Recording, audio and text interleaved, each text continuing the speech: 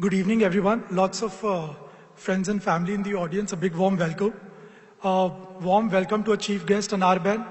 I was actually in her office to invite her yesterday, and she asked me so many questions about bitcoins. I was pretty surprised that I ended up giving her the entire presentation yesterday. And RBI, I hope you don't get bored now. Well, I think it's only appropriate to start a presentation on such a serious topic as money with these profound words from the movie De Danadan. क्या बात है, क्या चीज है पैसा, क्यों पैसा पैसा करती है, क्यों पैसे पे तू मरती है. I use these cheeky lines because they perfectly express the importance that money has in our lives. Now we come across a lot of new technology every day, things and which changes our behavior. But once in a while, we come across something that changes everything. It changes the very fabric of society. Today's event is dedicated to one such mega change that is looming just around the corner. A change in our money. So why is it important for all of us sitting over here to understand this change? Well, just like those who anticipated the changes brought about by the Industrial Revolution and then the information and the technology revolution were able to tremendously benefit from it, similarly, those of us who would anticipate and predict this change can benefit from it, or at the minimum, take control of one of the most important and hard-earned things that you have, your money. So the first thing that I want to touch upon is, why do we need money? Well, we need money for one and only one thing, to solve the problem of barter. From that point of view, money is nothing else but a technological solution to solve a problem that society faces. The next thing that I want to touch upon is, what thing do we use as money, and really why? So around 11,000 years back, that is in 9000 BC, the first thing that society of people started using as money was day-to-day utilities or commodities like grain or cattle or beads or seashells, whatever was available in nature but was still scarce. So you would not use rocks or sand because there was abundance of it. It had to be precious. It had to be a little rare. But this kind of money, these commodities were difficult to use as money. They had problems with durability. Grain could get spoiled, cattle could die. There goes your money. It had problems with portability. It was difficult to move it from one place to the other, drag your cow along when you have to pay someone. It had problems with divisibility. I mean, imagine if your tribe is accepting money, which is cattle, and you want to make a small transaction, then you can understand the challenges. Then after about 5,000 years, that is around 4000 BC, precious metals started being used. And that happened when different tribes wanted to kind of transact with each other, and suddenly everybody started accepting precious metals, because one tribe would use beads and the other one would use cattle, and then precious metals emerged as this global currency. And that happened because, of course, precious metals were rare, but it also happened because precious metals were better than the previous thing that society was using as money, like grain or cattle. They were more durable, more easily portable, and more divisible, more easily divisible. You could just heat up precious metal, liquefy it, break it into parts, so you could use it for smaller transactions. Then just 1000 years back, paper money was born. Now this happened when people who had gold started depositing their precious metal, their gold, with goldsmiths, mainly to prevent theft at home. And the goldsmiths became bankers and they started issuing paper receipts, in exchange of deposit as a proof. And that's how currency note was born. And over a period of time, what happened was, rather than physically exchanging gold, people started exchanging these paper receipts because they found it a lot more convenient. Just go back to the goldsmith, get your gold, then pay someone, just give the paper receipt, and that person would accept it. In fact, before 1918, this is just less than 100 years back. I'm sure not many of you know that. There were more than 5,000 different banknotes in circulation in the US alone. If you look closely, each US dollar bill was issued by a different bank. And you could actually take one of these currency notes back to the issuing bank and exchange it for a fixed amount of precious metal like silver or gold. This kind of money that people were using before 1918 were, as experts call, backed by the gold standard. Fast forward to what we currently use as money. What happened over the last 100 years, okay, just 100 years, that country after country, nation after nation exited the gold standard. The money that we now use is, as experts call, fiat money. And if you look up the word fiat in dictionary, fiat means something that has no intrinsic value. The only reason it has value is because some central authority says so, and we as a society accept that. So contrary to popular belief, the current thing that we use as money is fiat money, not backed by the gold standard, and is less than 100 years old.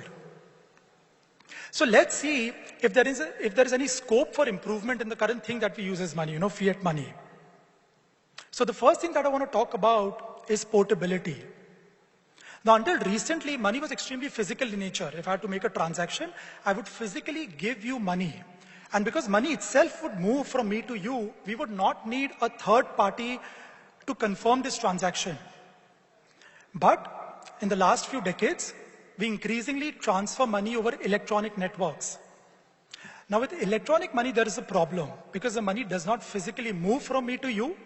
We both need to trust a third-party gatekeeper, like a bank or a credit card company or a clearing house, which we both trust, who oversees and authorizes that, yes, this transaction happened, and confirms the transaction by making a note in their ledger, just in case one of us disputes the transaction.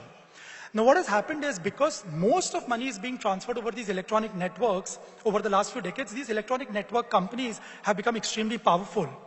They have the right to not allow certain people of the society from accessing their network. For example, if you are poor, a bank will not open your bank account. If you do not have a good credit card rating, a credit card company will not give you a credit card. So they're extremely powerful. They can, actually disallow you from using the network. And in fact, in an extreme case, they can in fact disallow a transaction on their network. So just think about it. For the first time in the history of money, even if it's your money, the only way you can use electronic money is as permissible by these electronic networks. That was never the case with physical money. All right? So there is a scope that money, of course, should be electronic so that you can move it over an electronic network instantly. But you should also have the right to use it the way you want it without giving your privacy and your details for every purchase that you made, which in many cases gets misused. The second thing that I want to talk about is that we're increasingly global citizens, especially because we are using a global information and data network like the internet.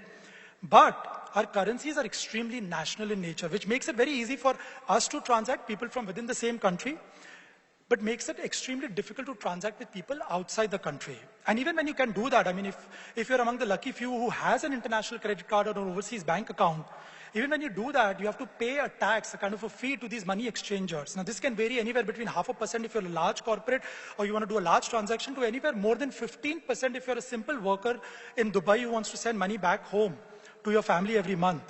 So obviously, there is a scope for improvement, especially considering the fact that as a global economy, we exchanged more than $6 trillion a day, every day last year, a figure which is growing by more than 20%.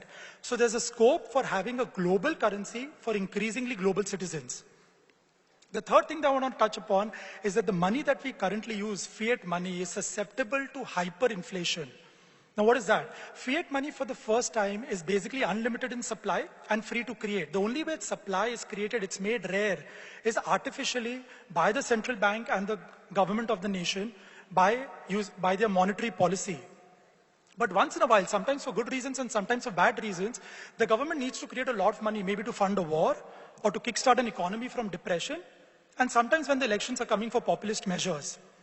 Now, when that happens, for no fault of ours, our existing money loses value, and that's called inflation. And when it happens in a dramatic way over a very short period of time, it's called hyperinflation. With fiat money, which is only 100 years old, there have already been more than 55 cases of hyperinflation in the last 100 years. Some of the more interesting ones have been in 2008, the Zimbabwe dollar was losing half its value every 25 hours. In fact, at one point of time, the Zimbabwe dollar, you can just use it as toilet paper. 100 billion of them could buy you 3 eggs. Very recently, that's just in 2014, end of 2014, the Russian ruble, I mean, imagine the size of the Russian economy. The ruble lost 40% of its value in a very short period of time. In fact, on one day, in mid-December, it lost 19% of its value. That's hyperinflation. And we all know about the Asian financial crisis, which in 1997, the national currencies of all nations lost a dramatic amount of their value in a very short period of time. So the thing that we use as money, like previous times, should be resistant to hyperinflation so that the purchasing power of the money that we already have is protected.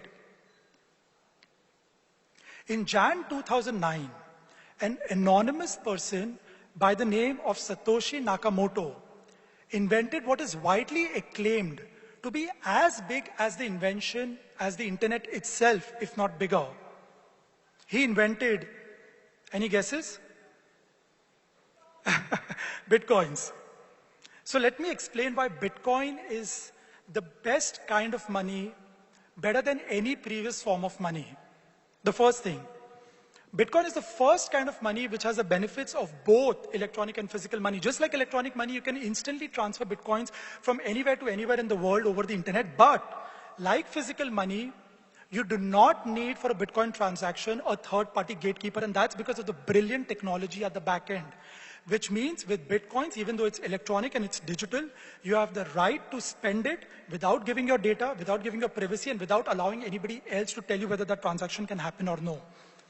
Which means that even if though it could be economically unviable for banks to open branches in, maybe underprivileged sections of the society, if a villager needs to open a Bitcoin account, which is called a wallet, all he needs is a smartphone.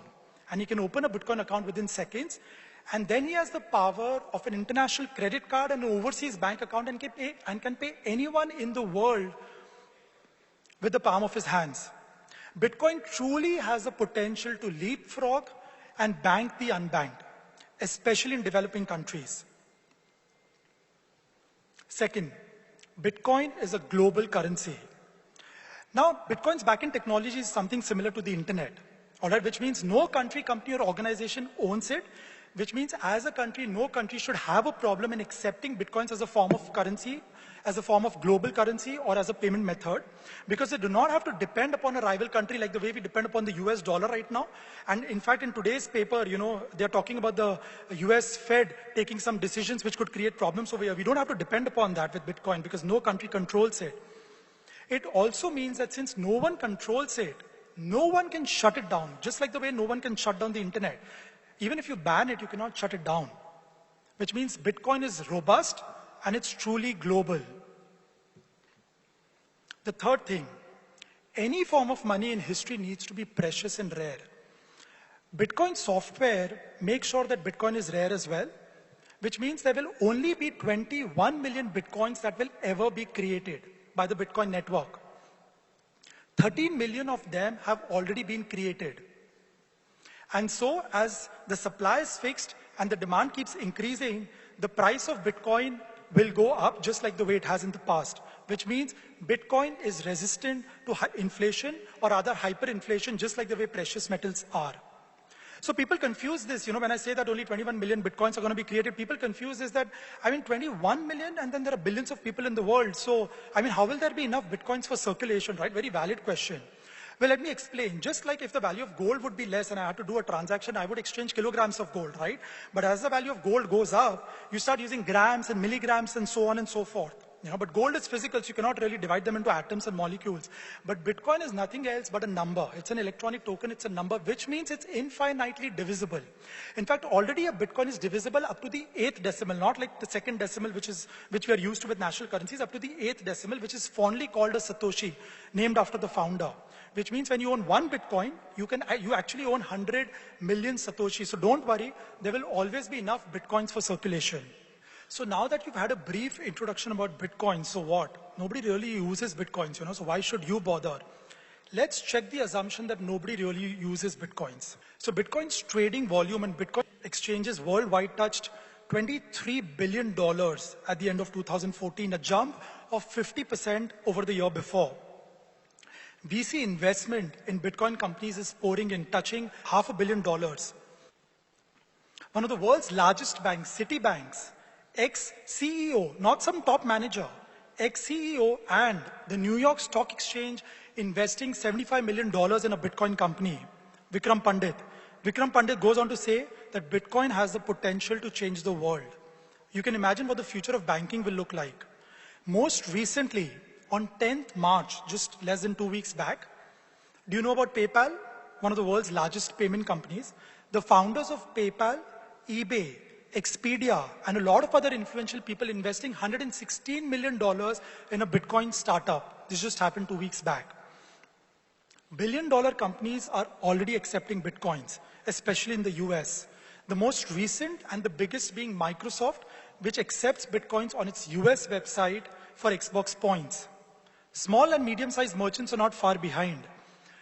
More than 60,000 merchants now accept Bitcoins worldwide, a number which is expected to touch 1.5 lakh merchants by the end of this year. Transactions per day on the Bitcoin network, which was next to zero just a couple of years back, has crossed 100,000 transactions at the end of 2014. Bitcoin accounts, which are called wallets, again next to zero a couple of years back, touching 8 million wallets.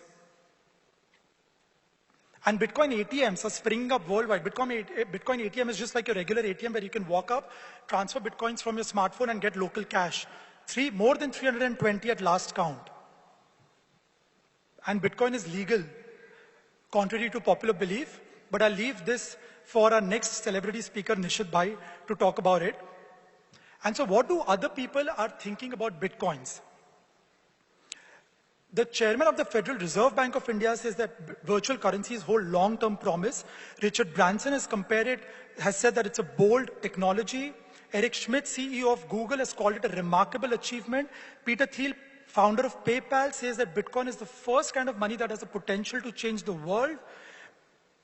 Bill Gates has called Bitcoins a technological tour de force. And Leon Louvre, a Nobel Peace Prize nominee, said that every informed person should know about Bitcoins because it just might be the most important development in the world. So let's come to the most interesting aspect of Bitcoins, its price. And that's the price of Bitcoins from the beginning till recent times. And when somebody new looks at this graph and he says, I mean, can't you see Bitcoin had its heydays last year and it's dying now. It's time to run away. Well, not so soon. What I've done is I've divided this graph into what I call as previous boom cycles. So let's zoom in to the first boom cycle, which is just the second year of Bitcoin in 2010. And when you zoom into this boom cycle 1, this flat line actually looks a little bit like this. So in 2010, just the second year of Bitcoin, which I call the boom cycle 1, Bitcoin's price went from just a couple of cents, negligible, to 39 cents, and then crashed to 19 cents. Can you imagine what the people who got involved in Bitcoin just at that time said? Bitcoin is dying, can't you see? But not so soon. Because next year from 19 cents, Bitcoin crossed dollar parity. This is just the third year of its existence and touched $28. But then again crashed to $2, giving the skeptics another reason to shout, Bitcoin is dead. From $2 in 2012, 2013, Bitcoin touched a whopping $230 and crashed to $66. And then from $66 in 2014, in a couple of months, Bitcoin crossed $1,150. After that, crashing to around $180 a couple of months back. And today's price is around $250 to $300. It's kind of on an upward trend. Maybe a good time to buy. So the skeptics were shouting that Bitcoin is dead at 19 cents, and then $2, and then $66, and then $180. We've heard it before. But the Bitcoin believers, whom we fondly call as Bitcoiners, are not complaining. Anyways, Bitcoin is covered by Western media a lot. It's covered by CNN Money, Wall Street Journal, Bloomberg, and I can assure you that we are making efforts at Zeppe that it gets the same kind of coverage in India as well. And if you want to check the price of a Bitcoin, you can check it just the way you can check the price of any national currency at all popular websites like Google, CNN, Bloomberg. So right, you're hopping onto the Bitcoin jet, I hope. So what next? How do you get started? I'm Sandeep Goenka and I'm co-founder of Zeppe.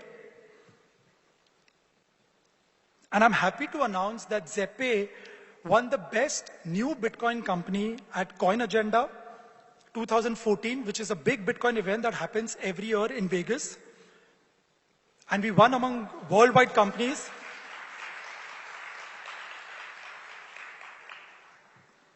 So what do? We have developed Zeppay app, which is extremely simple to use for new time Bitcoiners. Otherwise Bitcoin has a bit of a learning curve. But if you're new to Bitcoins and you want to use Bitcoins, then you can just download Zeppay app. From the app, you can buy Bitcoins, you can store Bitcoins. Your Bitcoins are linked with your mobile number. So hopefully you don't have to worry about hacking and losing your Bitcoins just like the way you read it in the news. And you can send and receive Bitcoins to anyone in the world. If you want to send Bitcoins to your brother or your family back home, you can do that just from the app itself. And today, we are launching a new feature. You can buy Flipkart vouchers for 10% off from the app when you use Bitcoin. So you can buy everything at Flipkart from that. And you can buy Farhan Akhtar tickets, which is happening day after tomorrow for 90% off. So tickets worth 1,000 rupees will cost only 100 bucks if you use Zeppay to buy those tickets. The good news doesn't stop. If you downloaded the app, you can just enter promo code I love Bitcoins. And if you feel it, you'll get Bitcoins worth rupees 50 free. So keep a lookout for Zeppay, but more importantly, keep a lookout for Bitcoins. You can follow us on facebook.com/Zeppay or on Twitter @Zeppay. Thanks a lot for your interest. Thank you.